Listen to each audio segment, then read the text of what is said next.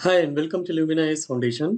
आज का जो हमारा टॉपिक है डिस्कशन का that is recent Supreme Court ruling on Hindu marriage, जहाँ पे सुप्रीम कोर्ट ने ये रूल किया है कि हिंदू मैरिज जो है वो एक सिर्फ एक कॉन्ट्रैक्ट नहीं है, वो एक संस्कार है, वो एक सेक्रामेंट है, वो एक प्रैक्टिस है जो सेरेमनीज के साथ परफॉर्म की जाती है प्रॉपर फॉर्म में, जो हिंदू मैरिज एक्ट के अंदर में रिकॉग्नाइज की जाती है। तो सुप्रीम कोर्ट की रूलिंग ये बोलती है कि मैरिज का सिर्फ रजिस्ट्रेशन हो जाना सिविल कोर्ट में ये हिंदू मैरिज नहीं कहलाती। हिंदू मैरिज एक्ट के अंदर में कोई भी मैरिज कंप्लीट तब मानी जाएगी जब उसमें कुछ सेरेमनीज जो मैरिज के टाइम पे जरूरी सेरेमनीज होती हैं वो कंडक्ट की जाती हैं, जिनमें सबसे इम्पोर्टेंट है सप्तापदी। सप्तापदी का मतलब जो 7 फेरे लिए जाते हैं, वो 7 फेरे जब कंप्लीट होते हैं दो को किसी एक कपल के, तब उसको हिंदू मैरिज एक्ट के अंदर में किसी हिंदू मैरिज की रिकॉग्निशन दी जानी चाहिए या मिलेगी, ऐसा सुप्रीम कोर्ट ने रिसेंट रूलिंग दी है।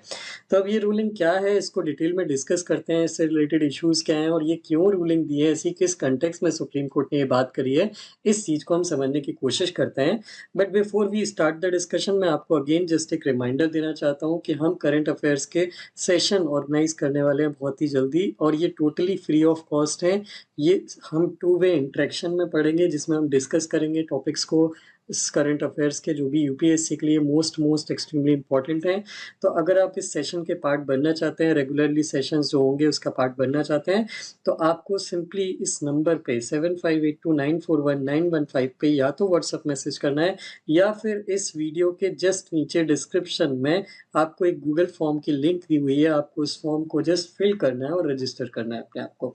तो बात करते हैं आगे सुप्रीम कोर्ट की रूलिंग की। तो हम क्या-क्या इस टॉपिक में कवर करने वाले हैं। सबसे पहले तो हम ये देखेंगे कि ये डिस्प्यूट क्या है, क्यों ये इश्यू हुआ था, क्या इसकी कहानी थी। देन उसके बाद we will move on to discuss the second thing कि यहाँ पे सुप्रीम कोर्ट ने क्या बात बोली है इस रूलिंग में, क्या उसने रैशनल दिया है, क्या उन्होंने बेसिस करा है इस रूलिंग की बात का।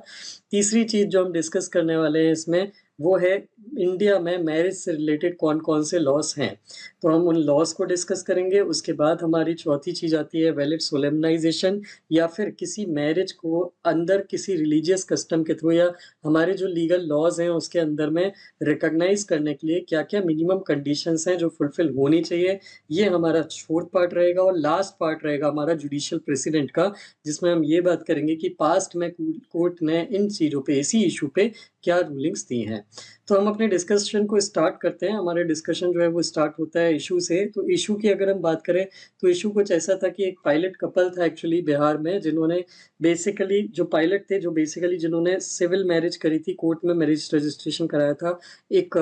बेसिकली लोकल जो ऑर्गेनाइजेशन है, हिंदू ऑर्गेनाइजेशन जो लोकली काम करती थी मैरिजेस के लिए, कपल्स के लिए या लोगों को,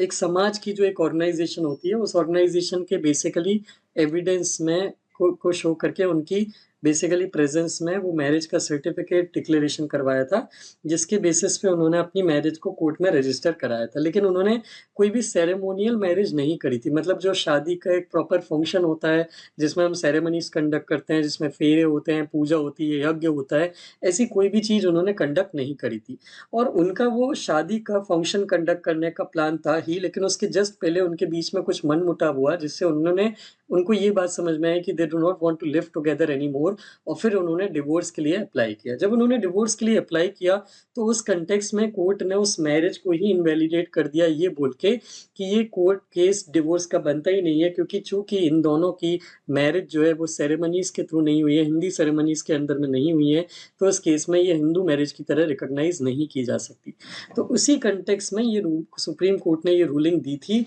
कि जब तक किसी मैरिज में कोई एसेंशियल प्रैक्टिसेस कंडक्ट नहीं होती, तब तक उस मैरिज को मैरिज कंसीडर नहीं किया जा सकता। तो अब कोर्ट ने ऐसी बात क्यों करी है, हम ये पार्ट को डिस्कस करते हैं, सेकंड पार्ट को। तो कोर्ट के अंदर में कोर्ट ने ये बोला है कि हिंदू मैरिज एक्ट का जो सेक्शन 7 है, जो बेसिकली परफॉर्मेंस ऑफ शादी के टाइम पे जितनी भी परफॉर्मेंस या सेरेमनीज होती हैं, एसेंशियल सेरेमनीज, उनसे डील करता है। उसके अंदर में कोर्ट ने ये बोला है कि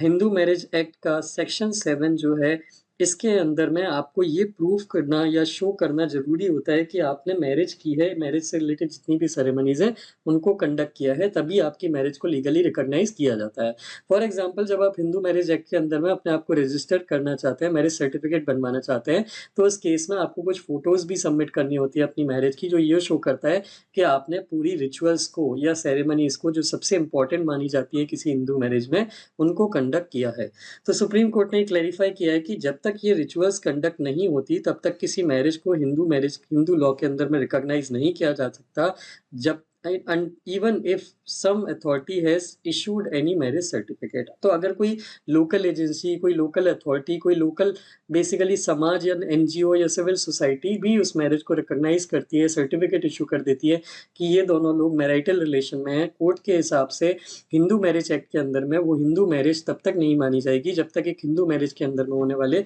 जितने भी एसेंशियल रिचुअल्स हैं, वो उसमें कंडक्ट नहीं होते। तो कोर्ट का ये बोलना है कि जब तक सिर्फ रजिस्ट्रेशन करा लेना, मैरिज का सिर्फ रजिस्टर में एंट्री करा लेना या रजिस्ट्रेशन करा लेना, उनकी रिचुअल्स को कंडक्ट किए बिना उस हिंदू मैरिज को लेजिटिमेसी प्रोवाइड नहीं करती। तो वो ऑन पेपर मैरिज कहला सकती है, लेकिन legally we can not allow it to be called it as a marriage. और अगर हमारे पास कोई आता है उसकी ऑथेंटिसिटी कराने के लिए, बिना रिचुअल्स को परफॉर्म किए, बिना सेरेमनीज को कंडक्ट किए, तो हम उस मैरिज को टोटली वॉइड डिक्लेयर कर देंगे। जैसे कोर्ट में ये जो पायलट कपल का केस आया था, उस केस में सुप्रीम कोर्ट ने उनके इस मैरिज सर्टिफिकेट को ही रिजेक्ट कर दिया, ये बोल के कि चूंकि हिंदू मैरिज एक्ट के अंदर में आपने सारी रिचुअल्स या फंक्शंस कंडक्ट नहीं करे थे, आपकी मैरिज को हम रिकॉग्नाइज नहीं कर सकते, या हम इस मैरिज को वॉइड डिक्लेयर करते हैं। अब हमारा पॉइंट जो है वो बहुत बड़ा पॉइंट आता है, ये इशू जो है ये यहीं तक लिमिटेड नहीं है। कोर्ट यहाँ पे एक बहुत बड़ी इंपॉर्टेंट बात बोलता है, वो बात ये है कि आजकल शादी का जो ट्रेंड बना लिया गया है, सुप्रीम कोर्ट ये बोलता है कि आज की डेट में शादी का जो ट्रेंड है उसको सिर्फ शादी, नाच गाना या फिर सिर्फ वाइनिंग और डाइनिंग, खाना पीना, एंजॉय करना, चिल मारना, सिर्फ इसको ही हम शादी मानने लगे हैं। तो शादी सिर्फ सॉन्ग और डांस या वाइन और डाइन की प्लेस नहीं है, या फिर डिमांड एंड एक्सचेंज की प्लेस नहीं है। मतलब उसमें सिर्फ डाउरी लेना, गिफ्ट लेना देना, सिर्फ ये उस चीज की एक जगह नहीं है या उस चीज का एक इवेंट नहीं है। शादी एक बहुत बड़ी चीज होती है जिसमें दो लोगों के बीच में एक लाइफ लॉन्ग रिलेशन डेवलप होता है, एस्टेब्लिश होता है, जिसको सोसाइटी रिकॉग्नाइज करती है। और ये गिफ्ट का एक्सचेंज या फिर वाइनिंग डाइनिंग या फिर सिर्फ enjoying is not just a event which marks the foundation of the relationship being established between two people. अगर दो लोगों के बीच में रिलेशन डेवलप हो रहा है, तो हिंदू कस्टम या हिंदू लॉज ये बोलते हैं कि उसके लिए उसके ऊपर मंत्रों का एक बहुत बड़ा इफेक्ट होता है। और जब तक वो मंत्र या सेरेमनीज नहीं कंडक्ट की जाए, दो लोगों के बीच में वो रिलेशन एस्टेब्लिश हो ही नहीं सकता सोसाइटल नॉर्म्स के अकॉर्डिंग। और अगर ऐसा हम नहीं करते हैं, अगर हम इस तरह की प्रैक्टिसेस को अलाउ करते हैं जिसमें कोई भी इजीली सिर्फ पेपर पे अपना नाम लिखवा के अपनी शादी को रजिस्टर करवा सकता है हिंदू मैरिज एक्ट के अंदर में, और हिंदू मैरिज की तरह रिकॉग्नाइज कर सकता है, तो इस केस में हमारी सोसाइटी पे एक बहुत ही नेगेटिव इम्पैक्ट जाएगा, क्योंकि सोसाइटी का फैमिली सबसे बेसिक यूनिट होती है। तो कोर्ट का ये कहना है कि मैरिज हमारे यहाँ एक बेसिकली एक सिंपली एक जनरल या नॉर्मल से एक एग्रीमेंट या कॉन्ट्रैक्ट नहीं है, इट इज अ संस्कार। संस्कार मतलब it is a beginning of something new. And something new का मतलब एक नया परिवार, एक नया समाज को सर्व करने वाला एक नया यूनिट, ये उन सब का एक बेसिकली फाउंडेशन है। और इसीलिए इसमें जितने भी सारे के सारे रिचुअल्स हैं और सेरेमनीज हैं जो हिंदू लॉज के अंदर में, जो हिंदू स्क्रिप्चर्स के अंदर में लिखे गए हैं, उनको प्रॉपरली और सिस्टमेटिकली कंडक्ट करना चाहिए। सिर्फ उसी को मैरिज मानना चाहिए, खाने पीने एंजॉय करने को हमें अकेला मैरिज नहीं मानना है। तो इस केस में कोर्ट का ये बोलना है कि आजकल एक हमारी सोसाइटी में बहुत ही गलत प्रैक्टिस स्टार्ट हो रही है, जिसके अंदर में हम प्रैक्टिकल पर्पसेस के लिए हम मैरिज के सर्टिफिकेट इशू कर रहे हैं, बिना even without even conducting just the normal scriptures और the rituals on the required in the marriage. So जैसे कि लोग वीजा एप्लीकेशन में देने के लिए, बेसिकली स्पाउस वीजा गेन करने के लिए, वो ऑन पेपर मैरिज रजिस्टर कर रहे हैं without conducting a valid wedding ceremony, और सुप्रीम कोर्ट इससे बहुत ज़्यादा वरीड है। तो कोर्ट की जो वरी है वो वरी यहाँ से आती है कि अगर दो लोगों के बीच में एग्रीमेंट हो गया, सर्टिफिकेट हो गया, और सर्टिफिकेट में दोनों as a marital couple recognise हो गए, लेकिन दोनों किसी फ्यूचर डेट पे ऐसी कोई रिचुअल या सेरेमनी कंडक्ट करके नहीं करते हैं अपनी मैरिज को सोलेमनाइज या लेजिटिमाइज, तो उस केस में उनके जो स्टेटस है वो क्या माना जाएगा? क्योंकि सोसाइटी की नज़रों में तो वो अभी भी दो ऐसे लोग हैं जो आपस में साथ में रह रहे हैं, उनके बीच में और रिलेशनशिप में रहने वाले लोगों के बीच में कोई डिफरेंस वो सोसाइटी के आँखों में नहीं रह जाएगा। तो उस केस में लीगली तो वो हस्बैंड-वाइफ आप दिखा सकते हो, लेकिन सोसाइटी की नज़र में आप मैरिज उसको कभी भी नहीं दिखा सकते। But in general supreme court का ये मानना है, marriage is not a concept of legal, it is a concept of more of a society than it is of law. तो ऐसा नहीं है कि लॉ में मैरिज का कोई इम्पोर्टेंस नहीं है, बट लॉ से ज़्यादा मैरिज का जो इम्पोर्टेंस है वो सोसाइटी में है, क्योंकि मैरिज एक फैमिली का जनरेशन करती है, न्यू फैमिली का क्रिएशन करती है, जो अल्टीमेटली सोसाइटी का एक फाउंडेशन बनता है। और इसीलिए until and unless you are not conducting the ceremonies decided or set up by the society, you cannot be considered to be a husband of wife under the Hindu law.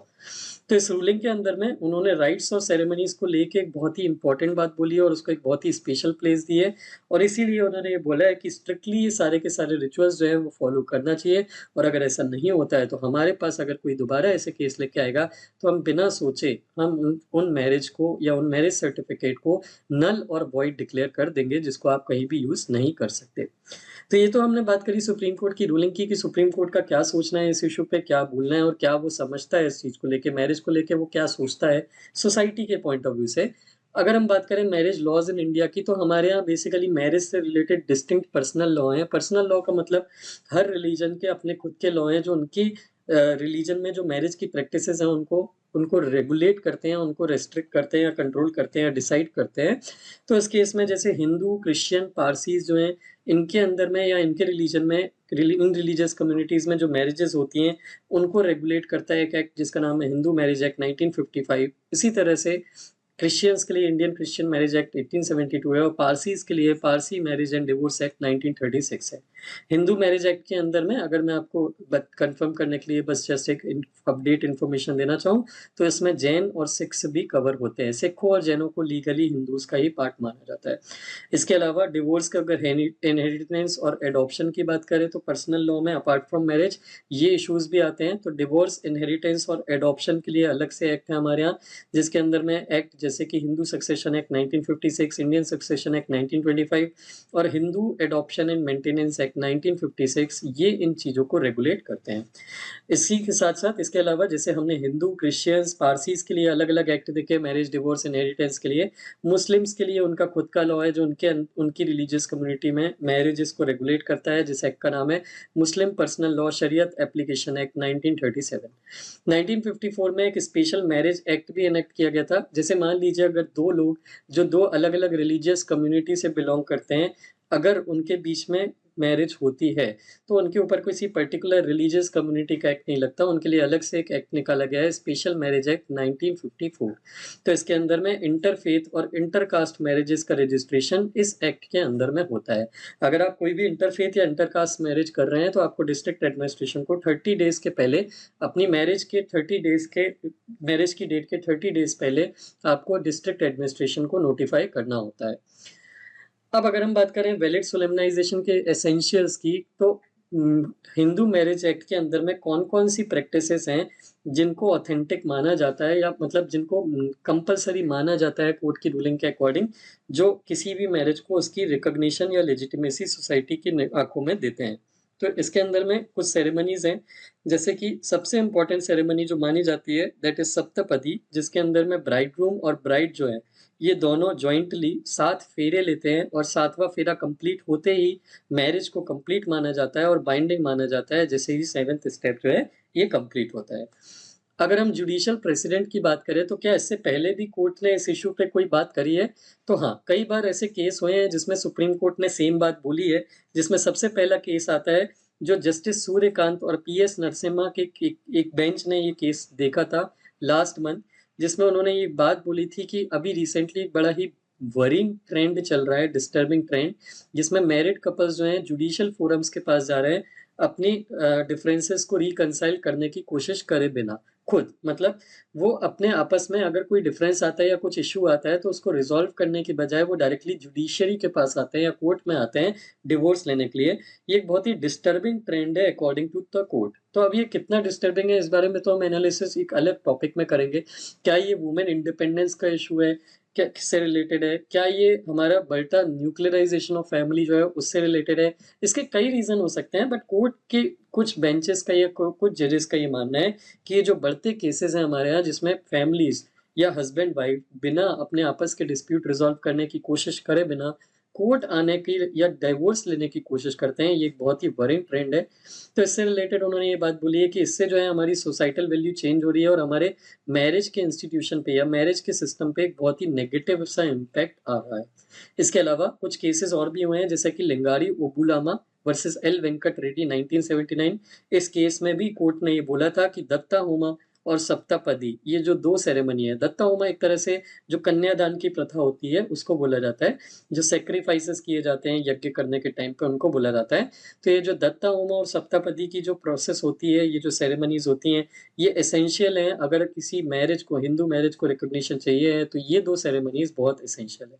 इसके अलावा लक्ष्मी देवी versus Satyanarayan and others वाले case 1994 में supreme court ने ये same बोला था कि अगर किसी मैरिज में सप्तापदी नहीं होती है तो उस मैरिज को रिकॉग्नाइज़ नहीं किया जाएगा और अगर किसी पर्सन ने दूसरी मैरिज करी है लेकिन दूसरी मैरिज में उसने सप्तापदी की प्रैक्टिस नहीं करी है, तो उस केस में उसके ऊपर बाईगेमी का केस नहीं बोला जा सकता या बाईगेमी का केस नहीं लगाया जा सकता। बाईगेमी हमारे यहाँ क्रिमिनल ऑफेंस है। कोई भी एक हिंदू मेल 2 शादियाँ नहीं कर सकता एक साथ अनटिल अनलेस पहली वाइफ को डिवोर्स ना दिया हो, दूसरी किसी वुमेन से वो मैरिज नहीं कर सकता। लेकिन उस केस में सुप्रीम कोर्ट का कहना है कि अगर दूसरी वुमेन के साथ उसने सप्तापदी की प्रैक्टिस नहीं करी है या सेरेमनी कंडक्ट नहीं करी है, तो वो लीगली उसकी वाइफ नहीं बनती और इसलिए उसके ऊपर बाईगेमी का केस नहीं बनता। इसी तरह से Allahabad high court versus in Nisha versus state of UP and another के केस में इलाहाबाद हाई कोर्ट ने ये सेम रूलिंग दी थी कि इस केस में उन्होंने ये बोला था कि सेकंड मैरिज को रिकॉग्नाइज करने के लिए उसमें भी सप्तापदी की प्रैक्टिस जो है, सेरेमनीज जो हैं, वो हो जानी चाहिए। तो ये कुछ जुडिशियल प्रेसिडेंट है जो हमारे पास्ट में केसेस हैं जिसमें सुप्रीम कोर्ट और अलग-अलग हाई कोर्ट ने सेम बात बोली है कि अगर किसी हिंदू मैरिज को रिकॉग्नाइज कि करना है या रिकॉग्नाइज किया जाना चाहिए तो उस केस में उस मैरिज में सेरेमनीज होना ही होना चाहिए, तभी इस मैरिज को रिकॉग्नाइज या रियलाइज किया जाएगा। So I hope this issue was clear to you. If you like the video please do share it with your friends and subscribe to the channel if you haven't till yet. अगर आप really में ये current affair के session जो हम सून start करने वाले हैं, अगर आप इसका पार्ट बनना चाहते हैं तो मेरी आपसे अगेन ये रिक्वेस्ट है कि आप इस वीडियो के डिस्क्रिप्शन में जो गूगल फॉर्म है उसको फिल करिए और फिल करने के बाद रजिस्ट्रेशन करिए। अपार्ट फ्रॉम दैट हमारा टेलीग्राम का भी चैनल है ल्यूमिनाइज फाउंडेशन नाम पे, जिसपे इस इशू के पीडीएफ में आपको शेयर करूंगा। आप वहां से ये पीडीएफ को डाउनलोड करके रीड कर सकते हैं। एंड अपार्ट फ्रॉम दैट हमारे इंस्टाग्राम एंड फेसबुक के भी पेजेस हैं। If you like the video please do like this channels also, जहाँ पे आपको रेगुलर अपडेट हमारी तरफ से मिलते रहेंगे। Thank you very much for watching the video.